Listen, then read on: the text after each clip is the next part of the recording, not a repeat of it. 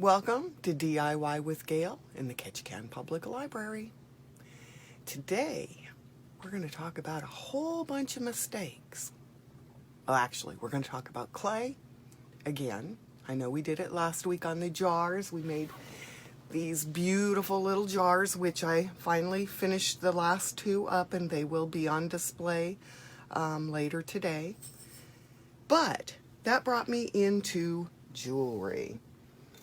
And I wanted to show you some stuff that we can use with the flowers and other things. So to start off with, I'm finding a place to set this back down. I made some flat pieces using cookie cutters.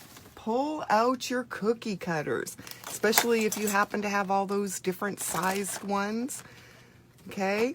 Always take a peek at your cookie cutters. They make some of the best cutouts for jewelry and other things. So for this, I found the pattern in this book, which I found in the teen room, and you can see it right here on the cover. And you can see how beautiful those look, and you can see why I really wanted to do them, right? Aren't they great? And note, theirs are a little bit thicker. Thicker is better. So if you come over here and look at what I did make some thick ones, but I also made some thin ones. And both turned out really nice. I like the way they turned out. But you have to be right here in order to do this. Or what happens is, they curl while they dry. And when I'm home, I just come out here and as they're drying, I just flip them over to keep them flat and give them a little push. But yesterday I was trying a couple of extra things before I left for work at the library. And so I didn't get to stay home. And this is what happens if you do not turn. Okay? I mean, that's the cutest little bear on there. And that was done with a stamp right here. And I just put a very, very little bit of ink on it and stamped it. I think it would have been absolutely adorable, except that I've got that warble. On this one, I cut out the piece just like I did for this. And then I cut out a second one thinner, and then did a cookie cutter cut with the butterfly, and then layered it. Remember, if you do layers, to make sure you glue between the layers, okay? The clay probably will not hold the two together like that on their own. Do you see the detail on this? Now, all I did to get that was go over here to this Lazy Susan, and you can see the background on here, or the bottom on here, and it left that great little detail on there. The other thing that I really like doing is these. I hope you can see that. Now, all that is I cut out my piece, and then I took a piece of tree. This one, I'm down to the really thick pieces. So what I did was I thinned it out to see what I liked and broke it off like that. And then I laid it on my clay and then rolled it in and then picked it out, and that's what you end up with, which I really like that.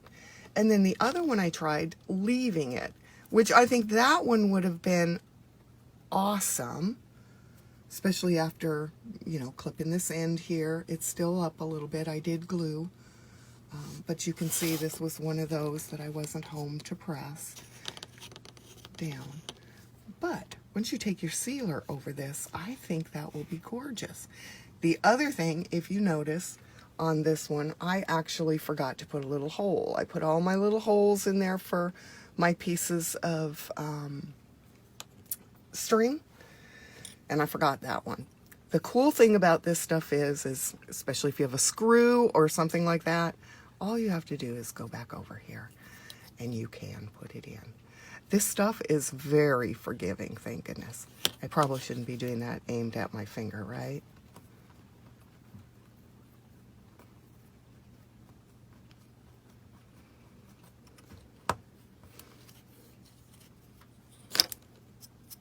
There you go. So if you forget to put them in before they dry, don't worry about it. All right, let's talk about beads. Beads are, excuse me, fun little things to make and add to your jewelry. And as long as you keep this small, they do just fine. They dry perfectly. Well, as perfectly as I got it. I have a couple of spots. You can take a nail file and file any of your bumps down, okay? If you go bigger, you will need to use like aluminum foil. And this is a really cool trick, okay, to help you save on clay and dry time. So just wad it up.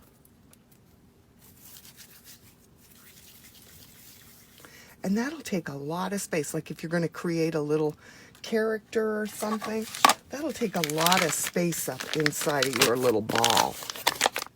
Remember what I said last time about our clay? Keep it inside of the material that it came with. Keep it folded tight at all times. This stuff dries second by second. So use small pieces at a time to do it. I'll move some of this out of the way. Make sure you have a clean space to do it. I know it doesn't look clean, but it actually is. Okay. Give it a good roll to get all that air and any little lines out of. And then give it a roll. Now, if you want to have yours a certain thickness, like what was on the front of that book, you can take little, these are probably a little bit big, but I would take like, oh gosh, what are they called? The little tiny sticks. And that way you can actually roll and have everything the same height, the same everything.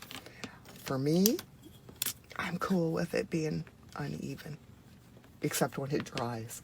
The other really cool thing is, have you seen these? This is just a little roller that has decorations on it. I know it's hard to see here. You can only see that it has something on it. So then when you lay it on your clay, you just roll. And keep equal pressure on it. Otherwise you end up with areas like that. Okay? And then once you have what you want on there, you can take your cookie cutter. And then I have that beautiful design on my little butterfly. And this butterfly can be added to the necklace if I want. That's the other thing I'd like to show you. I tell you sometimes when I do things like my yo-yos and stuff like that, that I make lots and lots of them. These happen to be some items that the kids and I made years ago. And some of the paintings a little crazy, you know, but they were fun. The kids had fun. There's some more on the other tray over there also.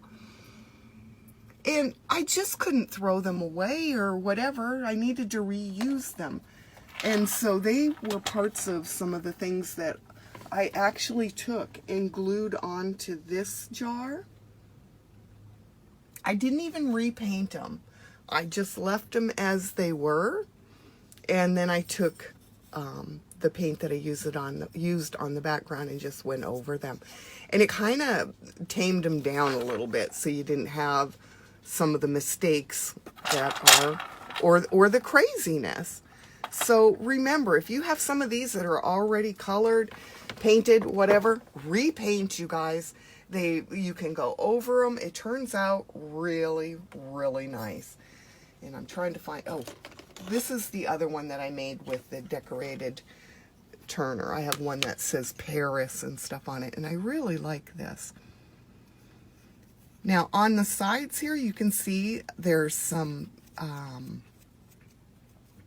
clay residue that I could have sanded off, and I still probably will. You can take a nail file to do that, or a piece of sandpaper. Don't do it while your clay is wet, and this is why. When your clay is wet, your hands are warm, and the more you touch it, the more it loses its shape and stuff. And I mean, because you could just go around like this and remove all of that. But what happens is you lose your detail, and they kind of sometimes bend. I've stuck my fingernail in them. So unless it's really bad and you feel you need to finger it, I recommend waiting 10 or 15 minutes at least. And then when you go to do your flip over, be gentle, because you don't want to lose your coloring due to your background on your workspace. Okay? But please remember, when you're doing this, as they're drying, make sure you flip them. Press gently, or you will end up with a bunch like this. The other thing is, you don't want to use a hole in yours. You can use these little jewelry pieces so that you can string them on the strings and whatnot. For me, I was just going back to the hemp and stuff like that for mine. Very simple. And we have a lot of books at the library to show you how. And speaking of books, we're going to talk about this book. This is one of my favorite books at the library. But Gayle brought it home and watered it. Yep. Oops. Stuff happens, you guys. And of course, this is not going to be very good for my library anymore. Miss Shauna, of course, could put this in what we have, like a flower press, and get it pressed out, but it would still have that ick and whatnot. So I will be going in to pay for this book. And I just want to say, that's not a problem, you guys. Don't freak out if you have an accident with a book. It happens. One of my roommates, a bird, ate one of the children's books a couple of years ago. So this is not my first go around with having to pay for a book. But I just wanted you to know it happens to all of us. Darn.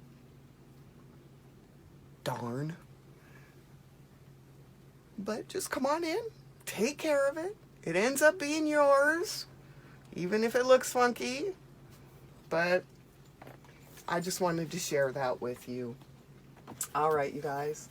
I hope you get a little something out of this, especially the drying part. I wanted to share my mistakes, just because some of them, I was a little bummed. I admit it. I was a little bummed to come in and find them quite curled like that. But don't leave them unattended. Turn them after about 15 minutes. And then once they've got that start of drying, you can now play with them. Add your little hole for, if you're going to do this one as a necklace, add your little hole. And have fun.